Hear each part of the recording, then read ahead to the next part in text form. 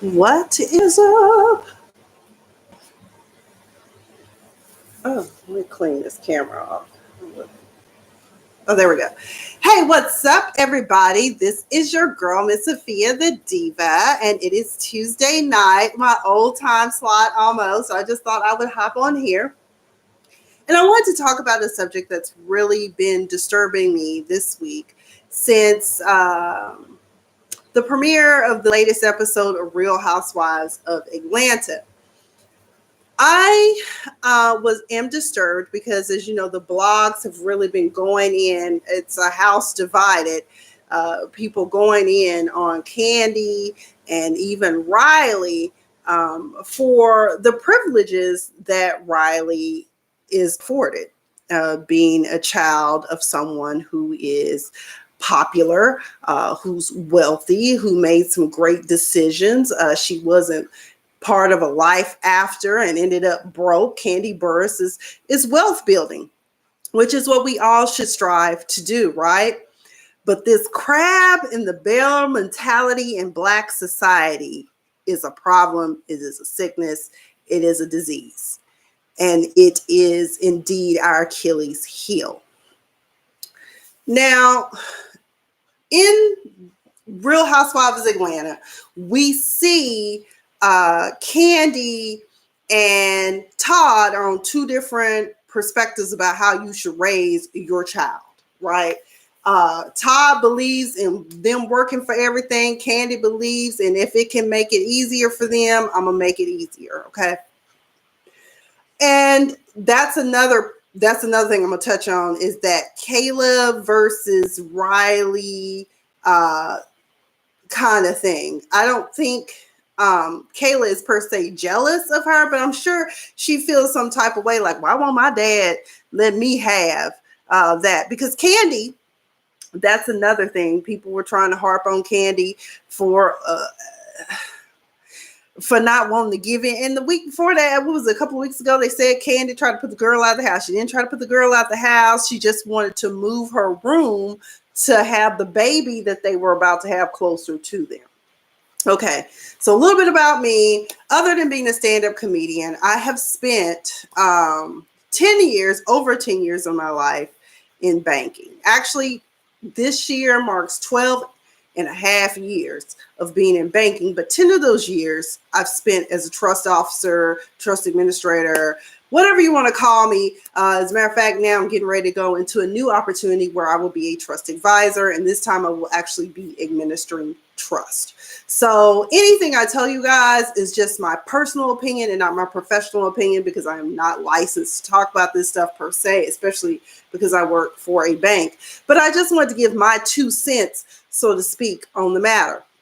Now, if you're Christian, Bible-based, or whatever, if you look in Proverbs 13 and 22, it says, a good person leaves an inheritance for the children's children, but a sinner's wealth is stored up for the righteous.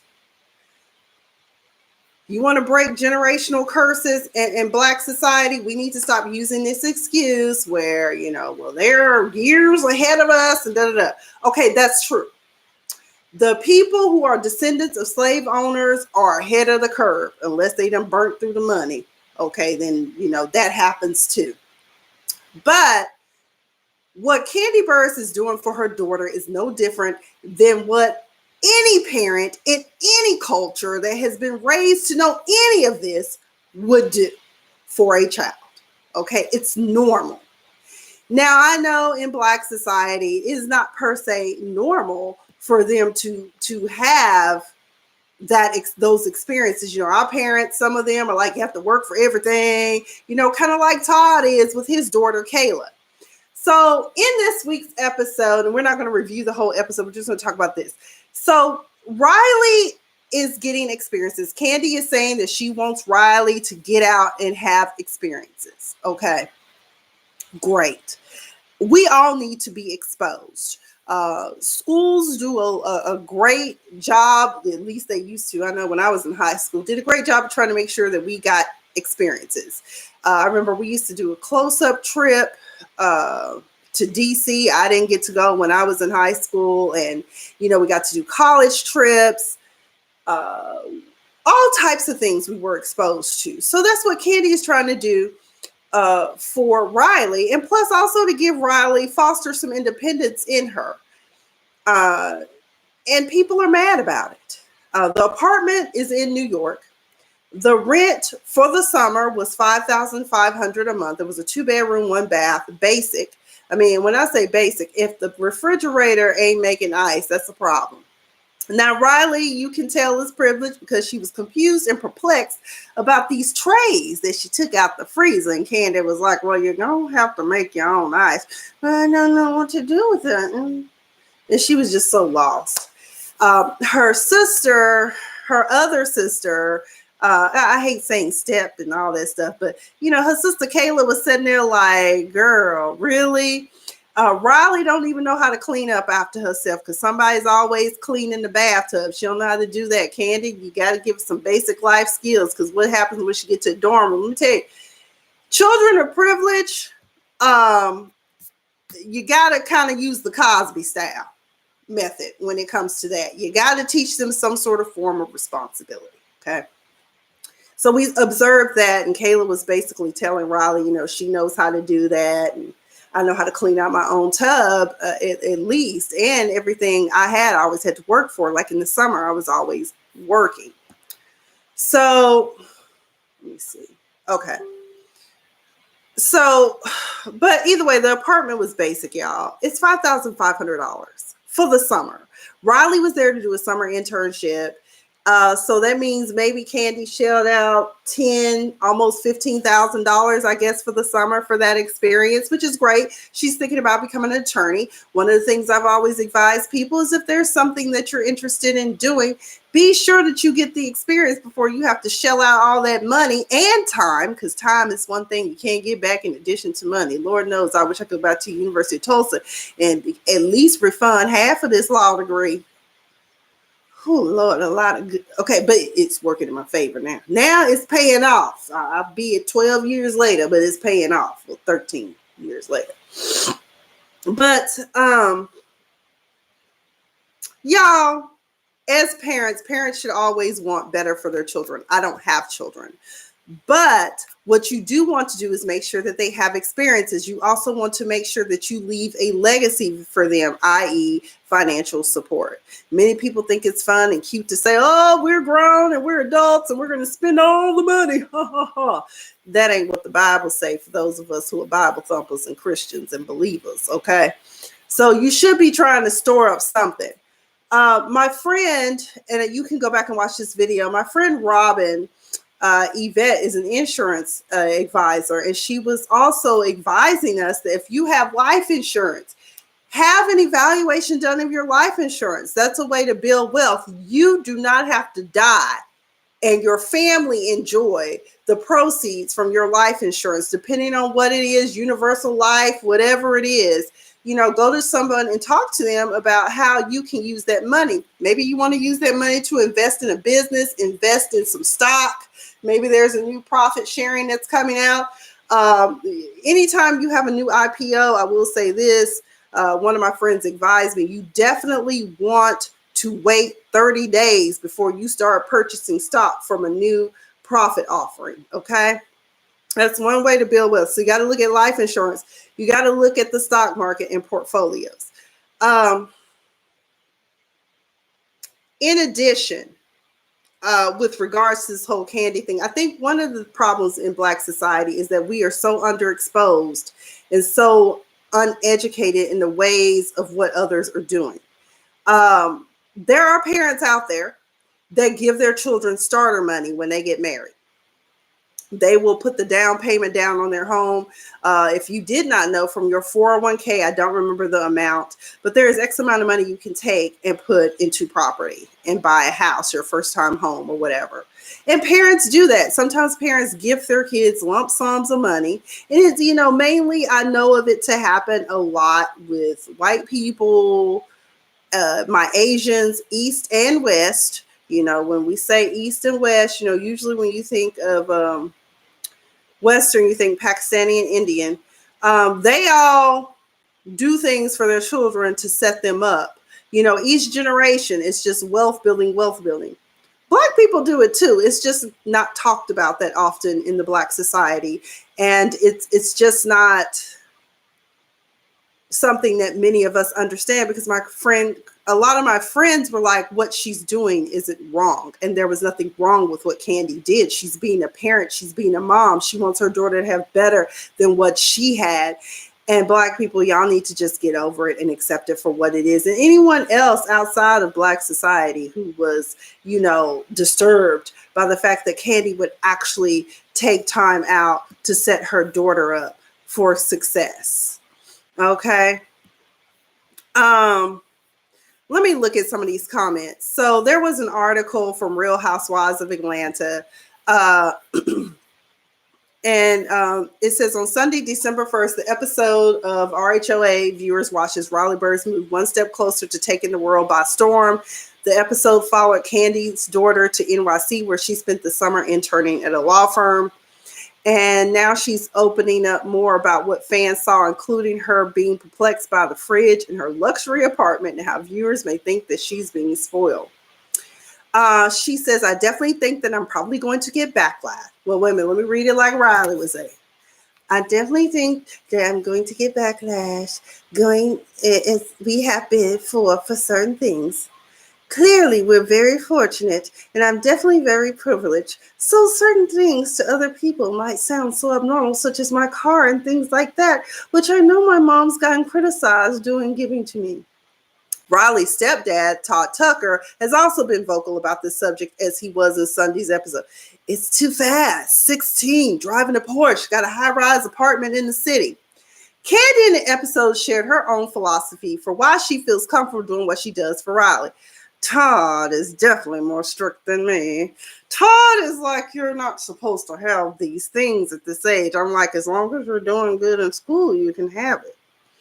Kandi mirrored that sentiment in the YouTube episode. She said that while she didn't grow up rich, she too didn't work until she joined Escape. She was raised to focus on her schooling, so there were chores. She said, so there were chores she too didn't do until she was older, like Riley. Kandi also shared that she felt like Riley was a bit sheltered growing up and wants her to experience things like trips via school now.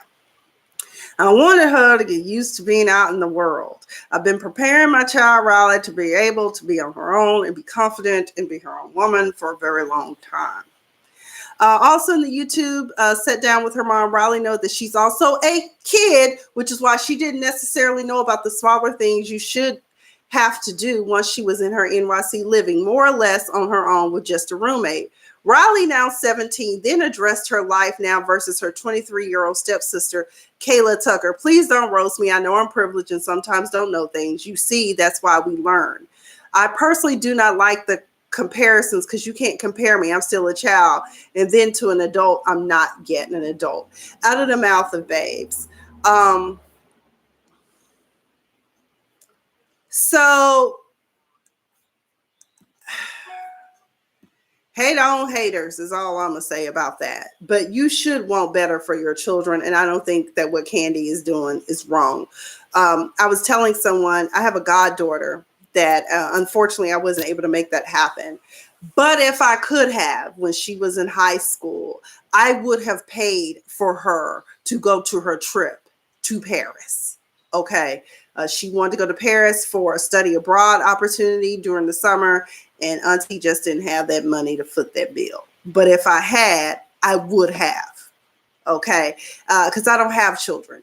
But if I did, trust and believe, they would have a car. They would have what they need to survive. I think there is nothing wrong with wanting to make sure your children are focused on their studies. Internships in the summer, school during the year. I don't want to have to worry about anything at all.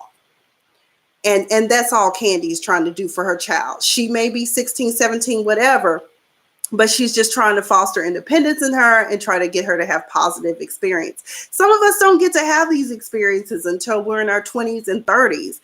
Hell, I didn't take my first real trip until I was like 38, 39, I think. So, I mean, there's just things that we need to be exposed to. And particularly in Black society, stop hating on people for doing things for their children. Do I think the Porsche is a bit much? Yes, but giving your child a brand new car, there's nothing wrong with that. I always fantasized about giving my child, like, everybody's getting a Honda Accord. Everybody gets a Honda Accord or a Volvo. And if I'm really doing well, you get a Volvo, because that's a nice, safe vehicle for your Subaru. They safe. Want you to be safe. So,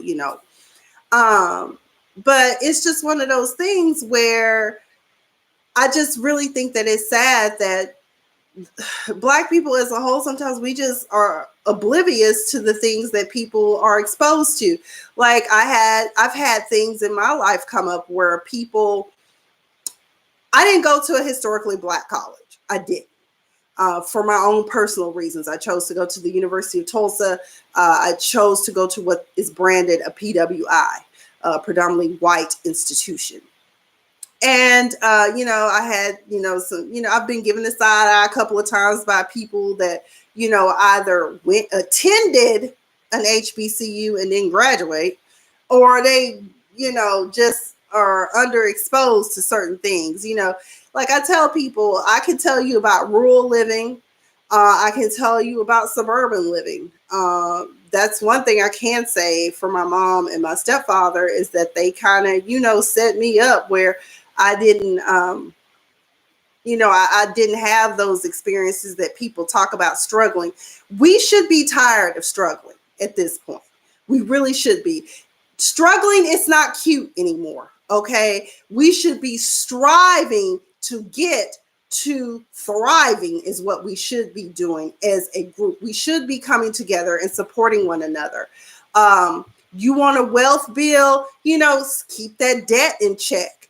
Sometimes you can't help it. Like, for instance, me, I tell people I was out on medical leave for a while. Some things went left for me because I couldn't even afford, I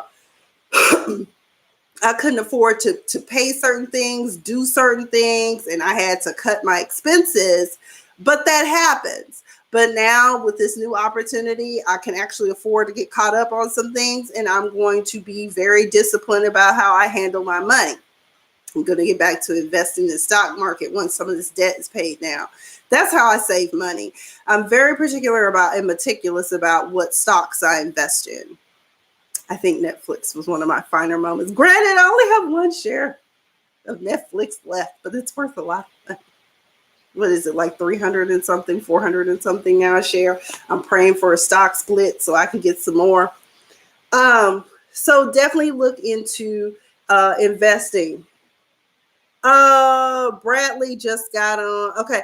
Candy blessed her daughter and people tripping. I take. Yes, Bradley, they are tripping because, oh God, that apartment is $5,005. It's New York. It's the city. She wants her daughter in a safe place with the doorman where you have to be buzzed up. Bradley says that you're right. Struggling is not cute. It's not cute anymore. It's not that we in the struggle. You need to get out of the struggle. Okay. I don't want to be in the struggle. I don't want to be in the struggle no more. Yes. All right. That's a song. What's the song about? But I think that if you all watch Candy and the moves that she makes, she's very strategic. We should all aspire to be there. I mean, not all of us are blessed to have escape money, but there are things we can start doing to start getting us there in wealth building. And I quite frankly think that if you ever want to make money, you're going to have to build it yourself.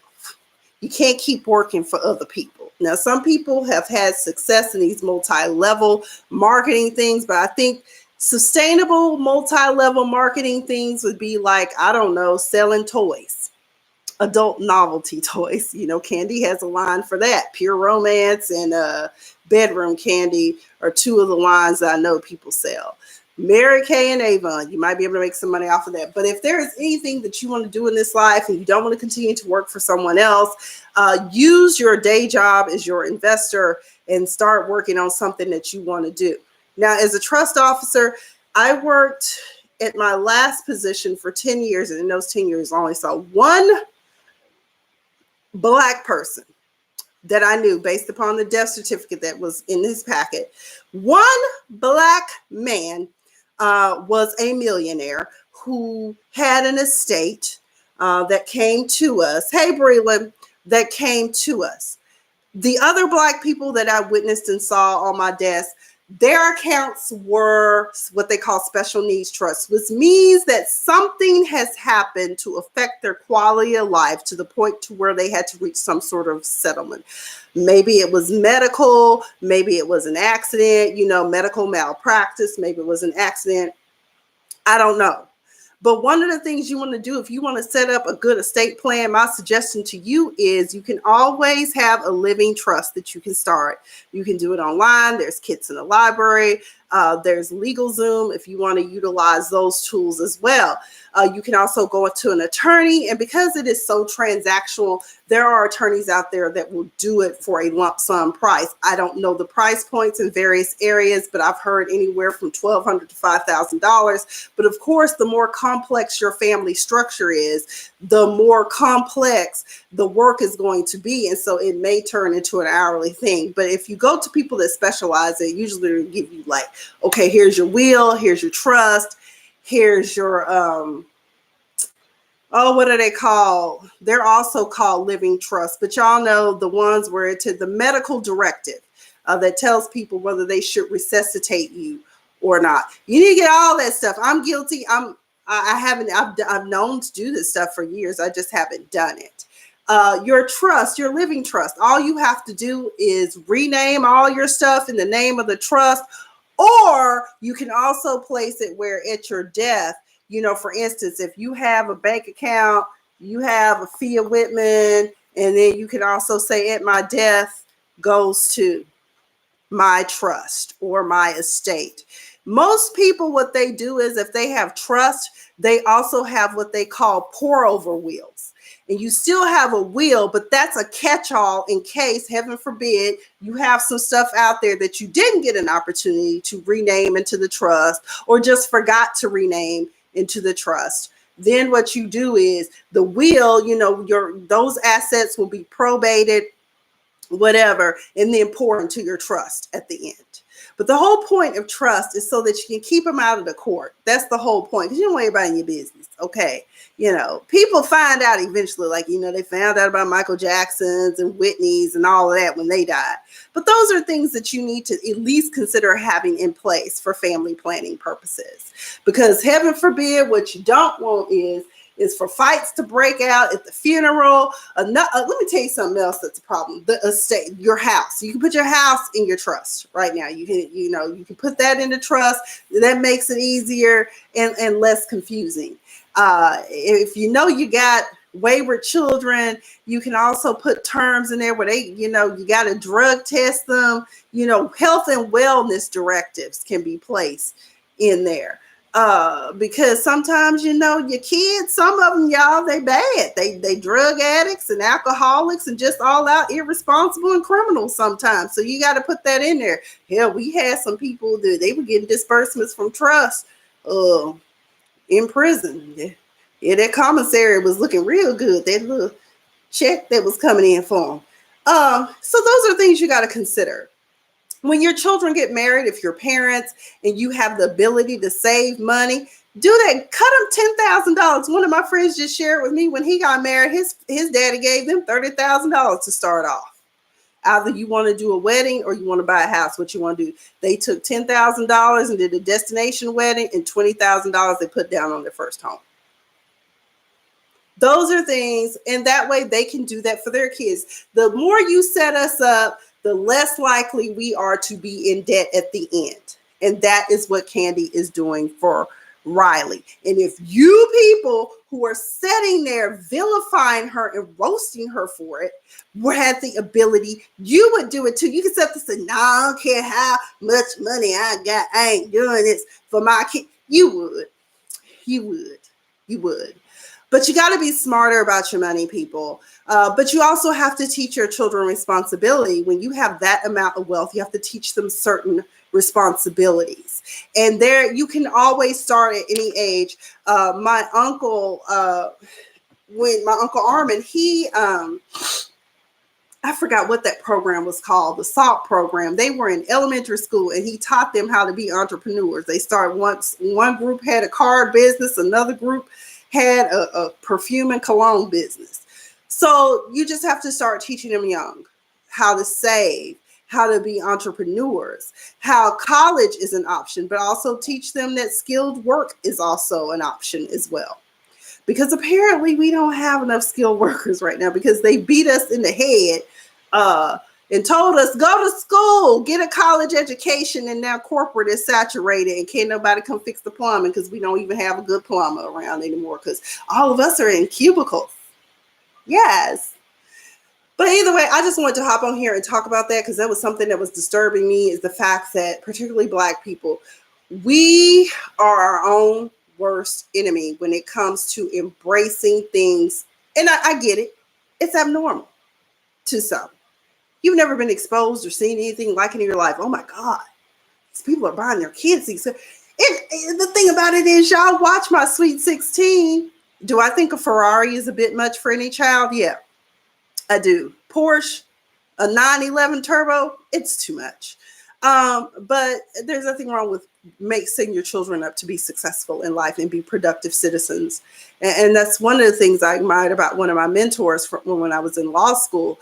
A white male, very well off, but his son was raised to be responsible, to be kind, to volunteer, to give back, all of that. And I think that Candy is instilling that in Riley. Riley has good head on her shoulders. Another thing that disturbed me, and then I'm going to get off here talking about this because I've got some stuff to work on myself.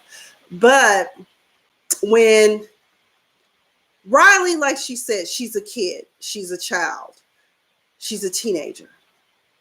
Riley wants to do the normal things that other kids do. When Riley's birthday came up this past year, Candy reposted her Cash App and told people to, give to her Cash App. Riley had already posted on her page, it's my birthday, give to my Cash App. How many of us do that? Hands. I post my Cash App. Why? Because it's my birthday. And it's the virtual way of pinning $1 to your shirt. Riley should be able to do that without them being roasted. Her mama got money. That's not the principle of it. Children do that all the time. It's the norm.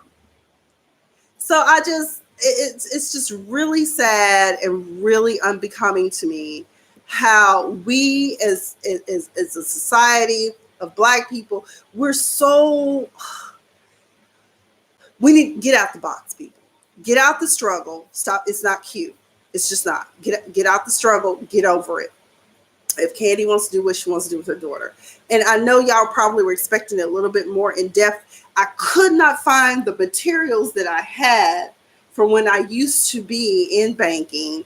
Well, I still am in banking. I'm going back, but I'm going to a different company. But, where it talks more in depth about the different ways for wealth. But remember, get your estate plan in order. It can be something as simple as a will. I personally prefer trust with an attached pour-over will. Also, get your healthcare directive in order. Do you want us to resuscitate you? You want us to pull the plug? What you want us to do? Because we don't know. We need to know this. What else? Who gets what? Rename all your stuff into the trust when you do get a trust. So we ain't got to do too much work. We just marshal in the assets. If you have troubled children, be sure to set up stipulations. You may just want to set up what they call a discretionary, irrevocable trust, discretionary distributions all the way. You already set it up for them to have income distributions. Either way, make sure they have to present a budget every year to the trust administrator. Now, the enforcement of the healthcare directives are hard, particularly for corporate trustees. That's why you should also appoint a co-trustee who can also monitor the health and welfare, individual co-trustee to monitor the health and wellness of that individual. Is Johnny shooting up heroin again because he don't need to get paid because we ain't trying to kill him off this trust. What else? Don't forget to look into insurance. Also, don't forget, when you leave an organization, roll it over to a Roth or some sort of IRA. And in addition, have your beneficiaries named. You also want to look into your burial insurance. If you can pay for that stuff right then and there, get it paid off, because like everyone keeps saying, GoFundMe is not it's not life insurance. Okay, so keep that in mind. What else can I tell you guys? But that's all I got. That's all I got. I'm not going to sit up here and ramble on. I'll be back later this week to talk about the entire episode of Real Housewives of Atlanta, as well as to talk about my favorite pastime show, Ready to Love. And I think I'm going to do separate videos. Like, we'll get them in succession of live, but I'm going to break them up.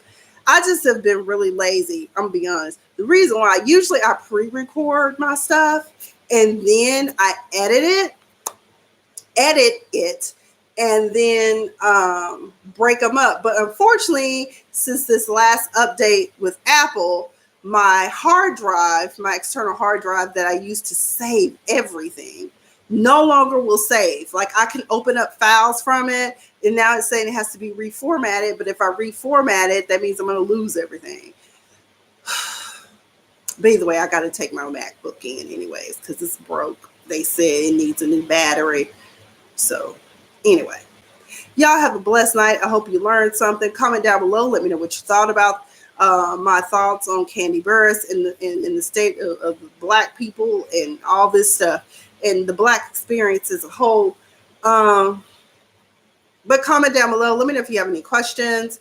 And maybe I will just make this a weekly thing. We'll talk about various budgetary things that you can do to do better. And I'm going to try to get my friend Malcolm to buzz in and comment. You can go check out his Instagram. It's Cheap Not Broke. He always has good advice on saving money. And now that I'll have some money, I can actually use his advice now. Anyway, y'all be blessed, be well. And as Diva always says, chin up, buttercups, the sun will come out. I promise you. And if this is your first time, for those of you out there in YouTube land, be sure to subscribe to my YouTube. I appreciate you. Good night.